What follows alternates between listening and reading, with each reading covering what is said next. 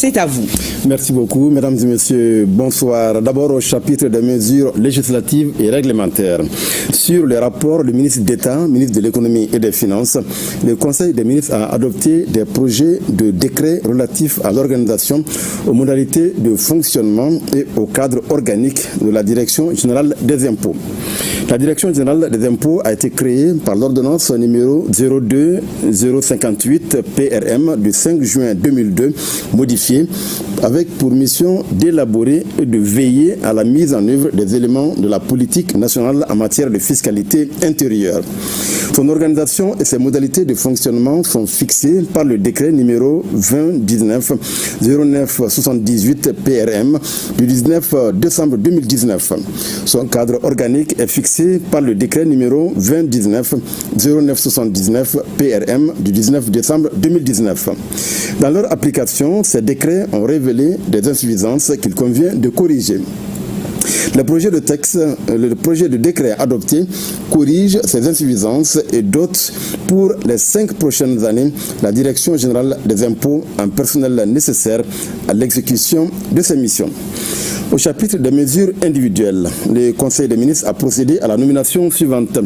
Cette nomination est disponible sur le site web du secrétariat général du gouvernement www.sgg-mali.ml et dans le journal L'Essor.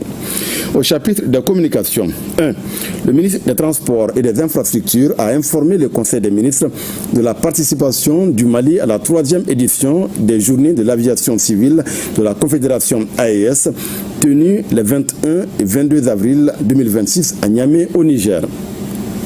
Cette 3e édition, placée sous le thème « Le rôle de l'aviation civile comme facteur d'intégration économique, de résilience et de mobilité au sein de l'Alliance des États du Sahel », a mis l'accent sur le rôle crucial du transport aérien dans le développement économique et social des États confédérés.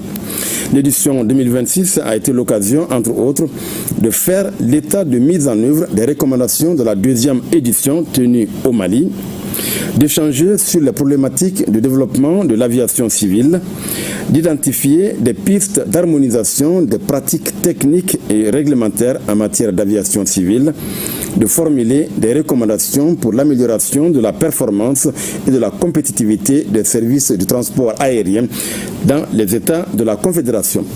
2. Le ministre de la Jeunesse et des Sports, chargé de l'instruction civique et de la construction citoyenne, a informé le Conseil des ministres du lancement du projet Débat citoyen ambulant. Le projet Débat citoyen ambulant constitue